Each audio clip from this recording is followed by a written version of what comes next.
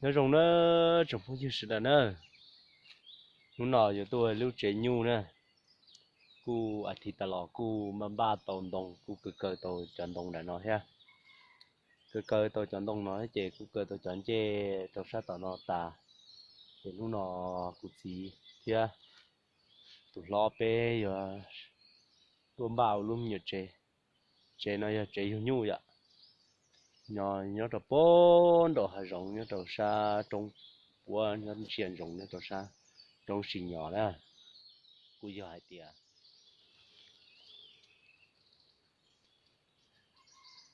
ô cái củ trực qua rồi rồi sụt trong tua lớn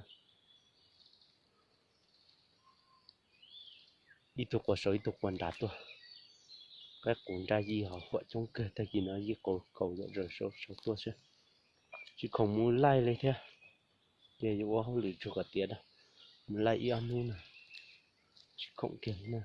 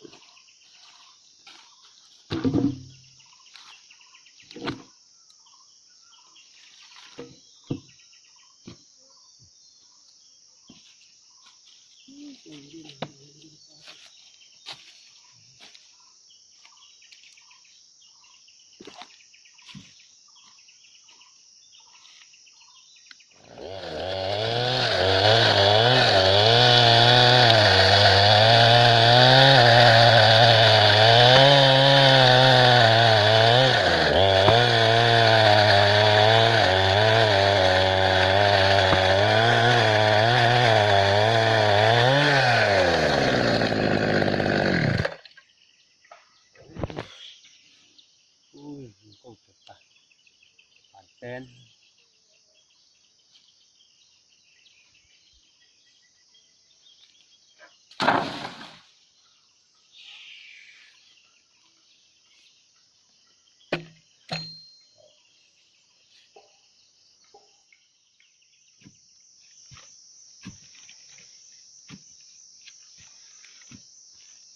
sát từ trong dây ít rồi để cho vào sát tí à thì nó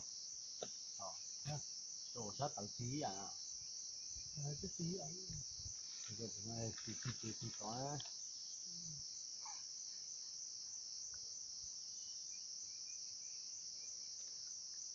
nhưng mà ngộ cái tí nó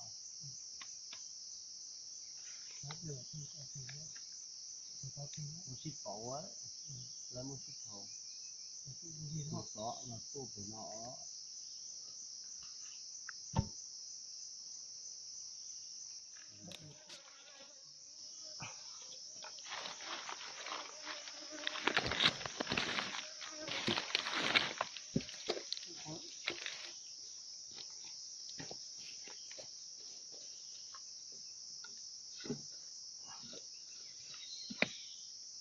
rồi Bùng bô à? chiên à chiên cái sát bùng bô à Bùng bô nhớ tối một tí. muốn bảo là tiếng kia à Gạo ai đâu? Cứ vậy. Tốt rồi.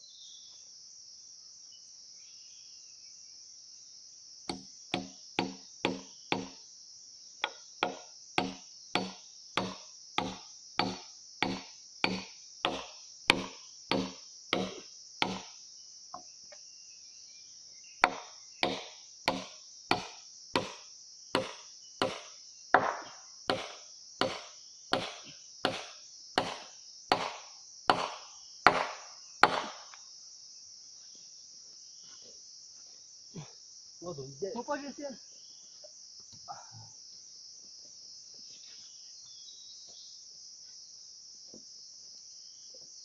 Chưa có tuần tiền, chưa được làm.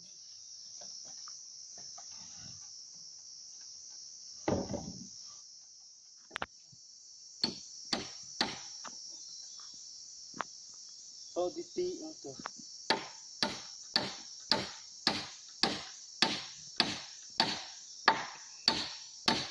Đến giờ tao tao xin rồi hả?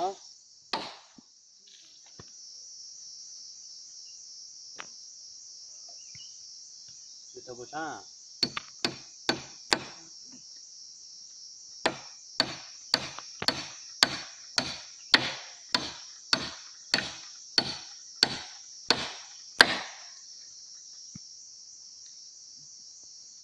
Tao là nữa.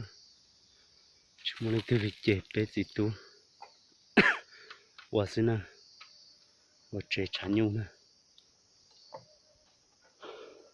Sai nhung. Chúng mình đã chín nó. Ta tọ và chỉ tập bắt chơi chế một bắt chơi cho lò.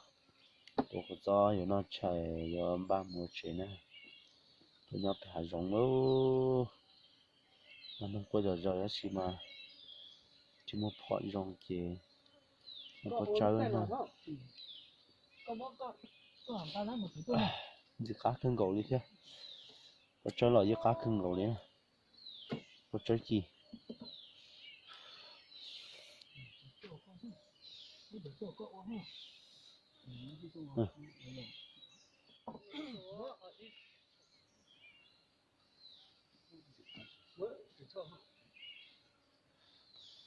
Có được cả hồi ấy, chuẩn bị chứ không còn nhờ.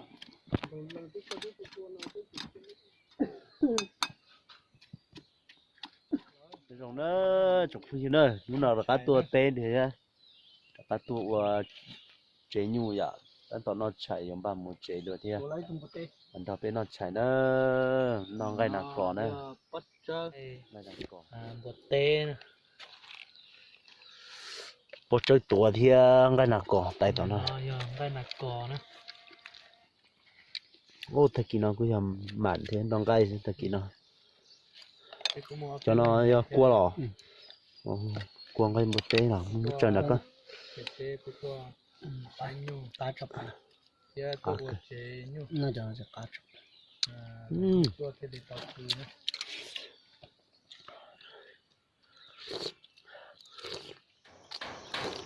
Nó bị vỏ đã lỡ vừa lại vừa tiền nè,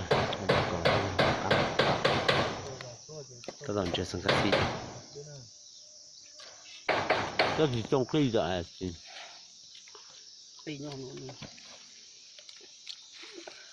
lúc chơi nhu là gì nhớ trong sụt trong, cô giờ tiền nó bỏ tiêu tiền thì chui sao.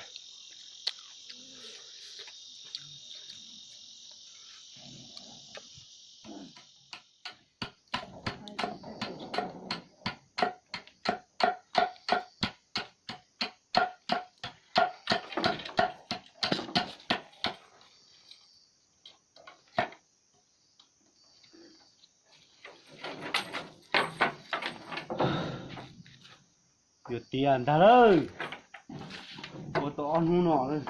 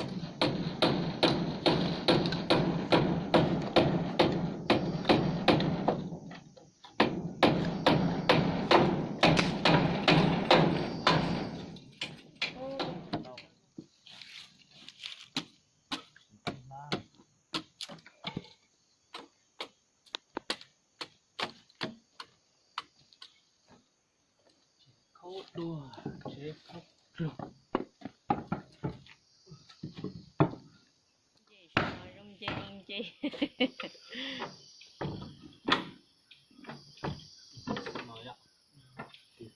Chỉnh trái trái rồi cho tụ kia ở để tiếp tục đây.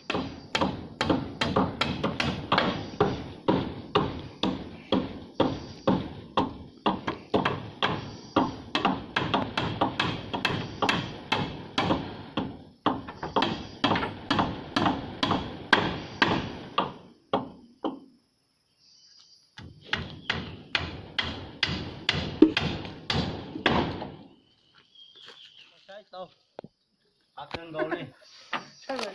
Cưng gấu đi. Chế sana happy cái gì ha sana happy cái gì của ha to luôn rồi đấy. sana Bây giờ tiền lo rồi thế. Nó tôi chỉ cá tiền tôi trả tôi nào là yêu chỉ cho sơ rồi. Mỗi chuyện nó tôi đoán như là tiền chế. Cái tiền xả tua thế. Bây giờ chỉ xả là chế thế nào. Ta tỏ vật trái nó nè, vật trái nó chỉ nó dùng một chế thế, bây giờ thì thu tỏ on nó bên nó tàu này chế nhu lại thế chứ, ta tỏ bàn nó chạy chỉ một đã chỉ nó thì khi nhập khó phải thì nó mòn chế đây thế chứ, dùng một chế thế, chỉ thế thuộc lòng cái dùng một trái nhu thế dùng một đầu cá đồng chế, mình nhớ dùng một chế nữa, chế ta tỏ trâu trái nó. Trâu cháy nó thì nó cháy một cháy thế nó ba khổng tiệt ta luôn.